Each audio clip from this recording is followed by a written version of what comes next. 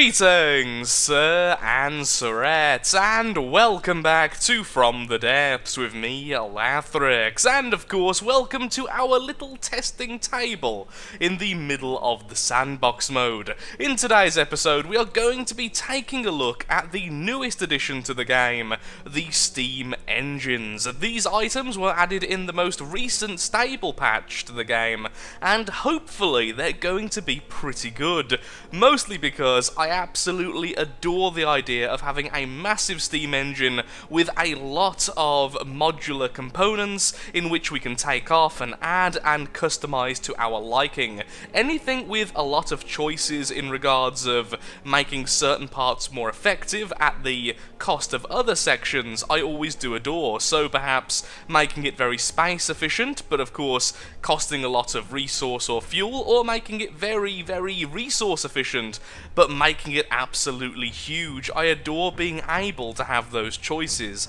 Now that said, I haven't actually yet built a functional Steam engine. Online there is very little information about this particular engine type, and I've purposefully tried to stay away from people talking about it. So today, that's exactly what we're going to do. We are going to make a functional Steam engine, probably not going to be the best Steam engine in the world, but that's what our goal is, to go through the guide, to figure out how it works, and to see the strengths and the weaknesses of this particular engine type. So, let's go straight into the Steam guide. Now, generally speaking, when it comes to the tutorials in From the Depths, they seem to have a very mixed reaction. Some people seem to think they're pretty good, and a very large section of people seem to think they're a little bit hard to follow or don't really cover the important points. So hopefully this will at least give us the very basics so that we can experiment ourselves. So to start off with, we have the Steam controller. The controller is the main component, and we can interact with it to increase or decrease the burn rate for the attached boilers. And interestingly, it says resource burn rate rather than fuel, so I can assume that perhaps since we don't have coal or other resources like that in the game, we will just burn material, perhaps. Which means we wouldn't need a fuel refinery, which would be really helpful, so I'm hoping that's going to be the case. The steam boiler produces steam. Well, yep, we can guess that. You can make the boilers as long as you like. We can then attach that via steam pipes, which will carry steam to other components. We can use steam vents to plug leaks, as well as to prevent overall pressure from exceeding safe levels. That's pretty cool, and probably a quite necessary component. We then have the turbine generator. This is where it gets a bit confusing, I imagine. The turbine generators can convert steam into battery power. The higher the steam pressure, the more battery power produced. Turbines hook up to both of the turbine generators and steam piping to allow the generator to function. Larger turbines produce more battery power. Okay. I see, so that's the intermediate. Okay, that makes sense. The gearbox. The gearbox produces engine power. Oh, that's so good. For a second there, I thought we would always need a battery setup. I'm really happy to see we also get basic engine power. Next, the crankshaft attaches to the gearbox and is turned by pistons. Hello, pistons. And the pistons themselves are what attach to the steam pipes. You can have up to 4 pistons per crank point. Okay, oh, I guess left, right, up, down. The crankshaft generator produces battery power when attached to a crank wheel. Oh, so we can use this for, well, both engine power and for battery if we attach the end to these little generators.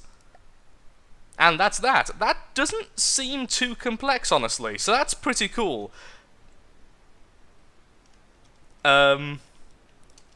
Okay, so apparently the tutorial was being done above us, and now I am completely blind by the fact we were looking into the sun. And now we're going to be completely covered in bits of steam engine. That's Just really weird. Okay, let's get started until we get covered in little bits of steam engine, then we can fix it as we go. And apparently I can't jump up to the top of here, so let's get to work then. So we go to steam engines, let's go with the larger version, just because that means we can see what we're doing a little bit more. After waiting for a few minutes, all of the steam engine has currently fell to the floor, so it's a little bit less distracting. So to get started, we have added the boiler control, or the steam control. Apparently it's called two different things. And this is the large variant, because that should be a little bit easier to see what we're doing. And to that, let's attach several boilers. So we can control from here how many materials we burn. So let's put that down to minimum for now, so we don't run out of materials. Now I can automatically refill our materials at any given time because we're in the sandbox mode, but I would like to see just how fast it will burn them when it's set at different levels.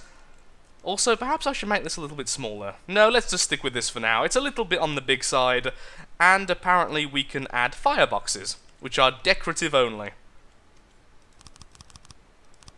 Oh, that looks nice. Gives it a bit of texture. Yeah, that's nice. I'll leave them there. So to that, we want to add our steam piping. There we are, and if we have a separating pipe, in fact we have several, let's go with this one, we can then go ahead and add a steam release, or a pressure release vent, as it's called in the game. And let's put it up here, because I think this would look cool. There we are, we now have a release valve in case it gets too high in terms of pressure. And by the looks of things, we can also control when it tries to release.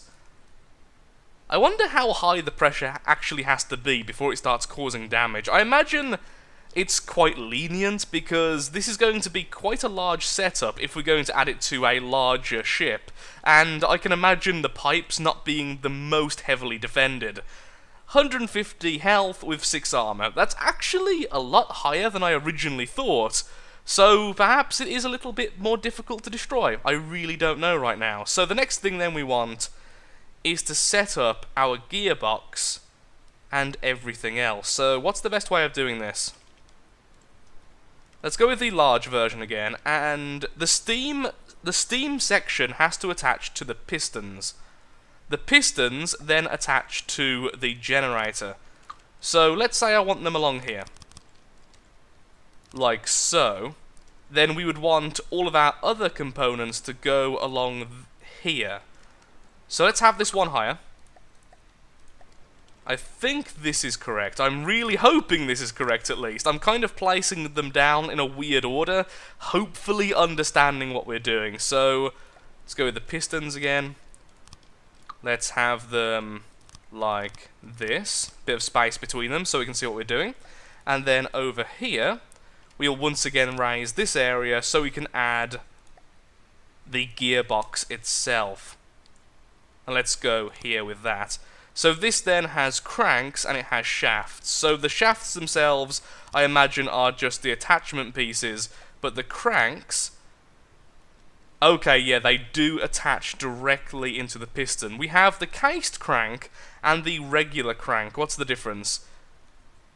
This component has a casing to support the shaft, whereas that one is just regular. This one has more health, but costs more. In addition to that, it's also a little bit heavier, so let's go with the cased version. It looks a little bit better in my opinion, and it sounds like it can support the thing it's on, so maybe that makes sense. Also, that's really weird. They've all attached like that by themselves. Okay, I will go along with that. So then next, we need to attach the steam pipes themselves onto this. I'm also saying the word themselves far too much.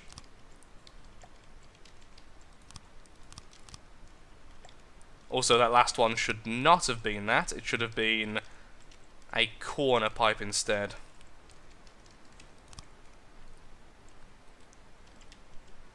So I'm no longer giving resource to this vehicle.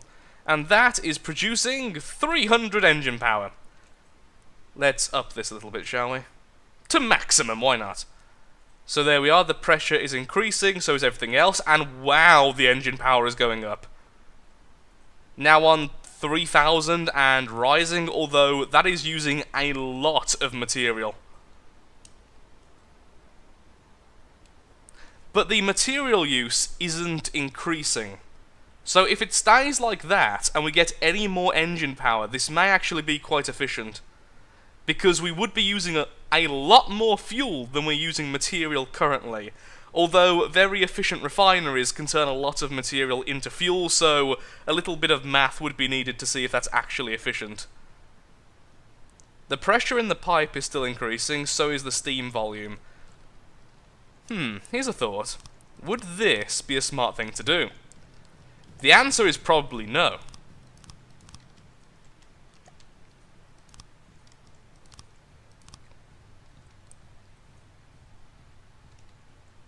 We're currently on almost 13,000 engine power. Okay, for the material we are using, that is actually good. I'm almost certain of that, because that is a ridiculous amount of engine power. And it's still increasing. I wonder how high this will eventually go. And would I need more pistons?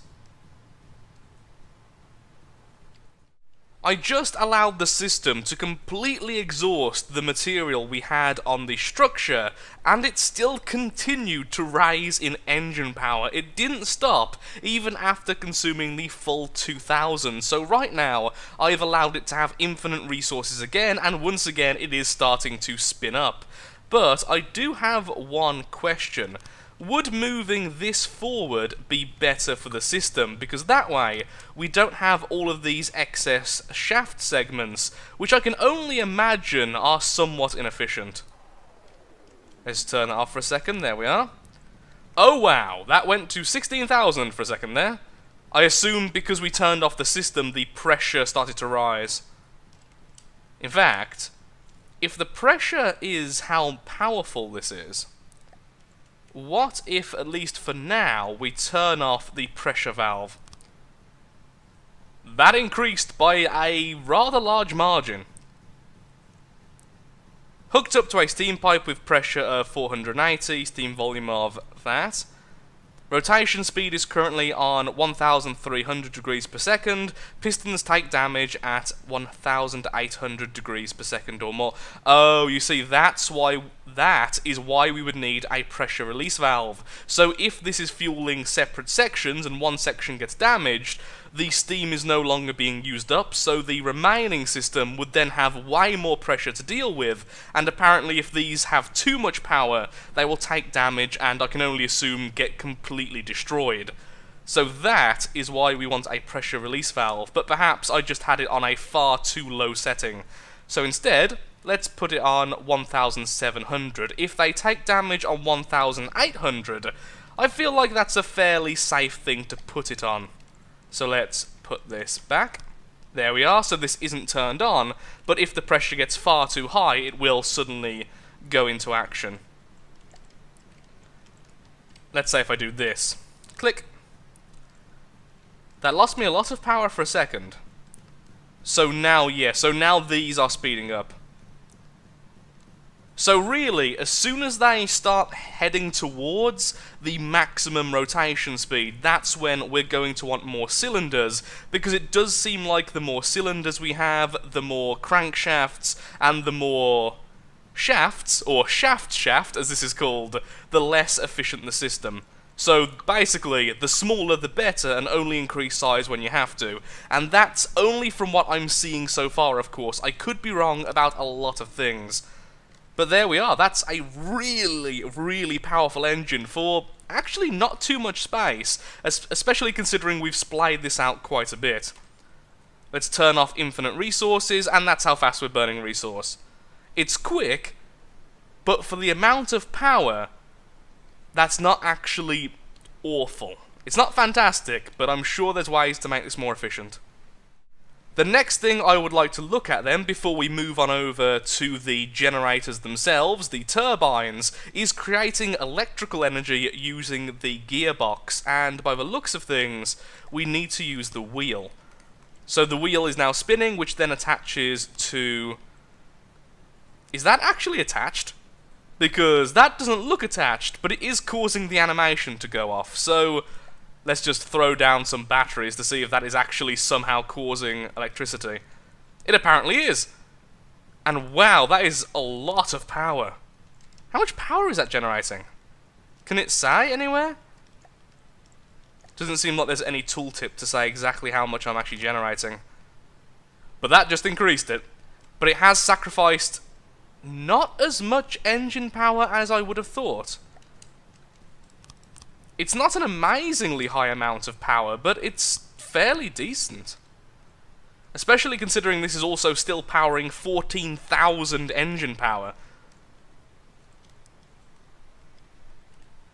And it hasn't caused the material to go down any faster either. Okay.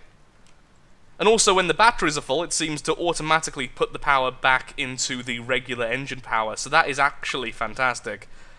Okay then, so that's a fairly simple way of doing things. Now let's have a look at the other form of power. The other form of power is the turbine generator. So let's see if we can set this up. So to start off with, let's just remove everything we've put down so far, which apparently just caused some explosions within the system, which makes a lot of sense, considering we've just attached all of that and then removed it so the steam had nowhere to go. There we are. Let's turn this down for a second. There we go. Turn you off. All of the steam can be released, and we can set up our next system. Here we are then. The pipes have been refurbished, and most of the batteries were replaced, so there's only a little bit of power currently residing in that huge chunk of battery. So let's first of all put down our turbine generator, which, from the tutorial at least, seems to go the furthest away from the pipe. Then we have the front. Now that may be wrong, perhaps the end should go here since this is the end of the system, but I'm going to go with this order, and of course if it doesn't work, we can simply swap them out afterwards. Then we have the middles, then we have the large turbine window. I'm assuming that's just the exact same, except for it has a window attachment. It does seem to be. It's got all the same stats, and even the same description. So for now then, let's just go with the regular, just in case. Then to finish off, we put on the end, and we are generating power. Okay, so the... wait. Yeah, so the end attaches to the steam pipe itself, and then we have this over here. I'm going to turn off the pressure release valve here, because nothing so far has said that it takes damage from excess pressure. The pressure is increasing, and that's directly causing us to get more energy, so I don't think having the pressure valve there is really worth it. That doesn't seem to be really generating more power than the last system. But saying that, we've only just turned it on, and everything so far seems to take time to build up. That seems to be the main theme with this engine type. It takes time, but it gets more powerful as time goes on without increasing the material use. It's currently doing 8.5 material per second, so 8.5 is being burnt per second to create a grand total of 17,000 steam volume. And I assume we can increase that by simply doing that. Yep, there we go. It's now 9.9. It's now 11.4. And this is... oh, it's actually maxed out our energy, so let's put down some new batteries. Now that's pretty quick. Not as quick as I would expect, though. Let's turn off the infinite material. Yeah, that's going down fairly fast. I am surprised by the lack of power there. It's definitely quick, but my laser tank has a very similar speed in terms of energy gain, so... and that's much smaller. But saying that, the steam engine is still apparently increasing in power, because this is still going up. It's now at 5,000 energy per second, and now it's 6,000 energy per second, which is definitely a lot. Okay, I take it back then. This is now very, very fast, although the infinite resource just ran out, because of course we turned that off, so let's turn it back on. We don't want the poor boiler to turn off. Let's see how high this will eventually go. Let's just leave this running. I'll add a ridiculous amount of batteries and then remove them and just allow it to feed into something, because I do have a feeling that if we can't feed the power somewhere, that may cause problems. Maybe. 7,700, 7,800, 900, and 8,000 for this much resource. That is a lot of resource, to be fair. 2 minutes later, after getting myself a drink, and now the steam turbine generator is at 21,000 energy per second. It seems like the energy per second is certainly slowing now. It's not quite gaining as fast as it was before, but even so, that is far more energy than I'm ever going to have to use. And although it is using 11.4 material per second, which is certainly a lot of material, this is definitely more energy than I'm ever going to want, so I don't think I'm ever going to build on this scale, or at least, I'm going to try and make it more efficient. I'm not sure if lower burn rates are more efficient, or if they're always around about the same efficiency, just higher number versus lower number, but I would never need this, and it's not even as big as I first thought it was. As a bit of a reference, if we're going to put down a fuel engine, like let's say the Hercules here, there we are, that there is 2,000 regular engine power, and it's around about a quarter of the size, let's say maybe a fifth of the size, and it's nowhere near a fifth of the overall power produced. Of course, you can make engines far, far more power per volume than that, but that's a pretty good all-rounder.